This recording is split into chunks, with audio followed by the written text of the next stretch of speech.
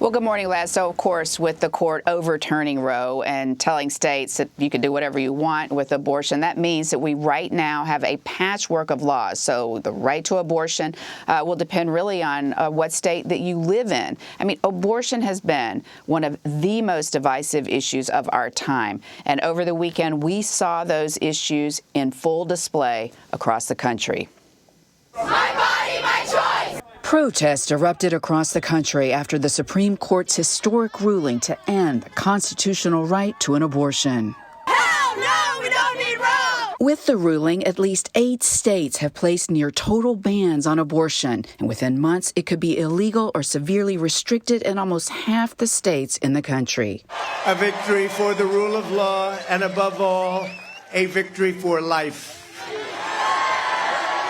In Illinois Saturday, former President Trump celebrated the news and the 3 conservative justices he nominated to the court who voted to overturn Roe. Those prayers have been answered to the generations of Americans in the pro-life movement, as well as countless constitutional conservatives.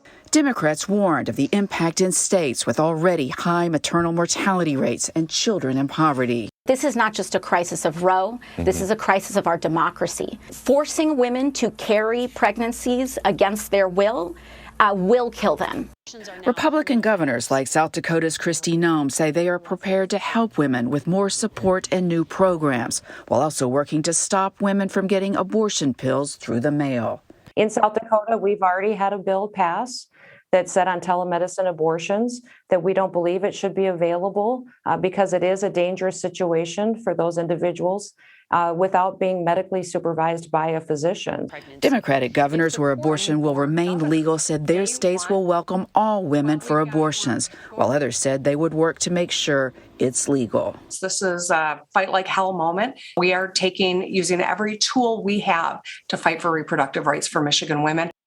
Meanwhile, confusion and concern about how the ruling might impact other rights in light of Justice Clarence Thomas's separate opinion, which no other justice joined, calling on the court to reconsider cases on contraception and gay marriage.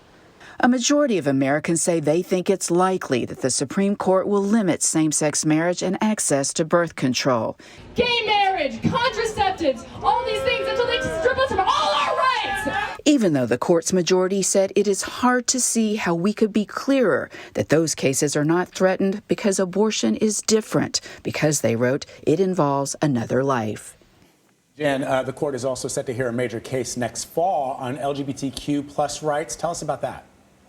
Well, first of all, 2 major cases next fall that touch on 2 major divisive issues, race and, as you mentioned, gay rights. On the gay rights case, the court's going to look at whether or not artists and designers can decline to create content on their websites or other kind of artistic endeavors for same-sex couples, and whether they can put on their websites that they don't support same-sex marriage.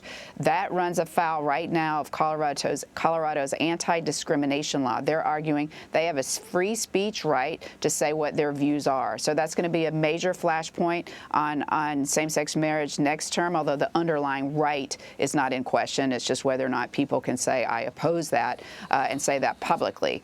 The other case, I think, that will be a real flashpoint is affirmative action. Next term, the court is poised to end affirmative action in college admissions. There are, I believe, at least 5 votes, probably 6 votes on the court to take that course. So you're going to have the Supreme Court by the end of next term touching on the most controversial, contentious, divisive issues of our time. This term, obviously, we saw guns, we saw abortion. This week, we'll get religion, potentially climate change. Next term, we'll have cases on race and gay rights. I mean, you know, what else is there, really? Yeah. It's hard. I mean, what have we missed here? There's no other controversial topics, really.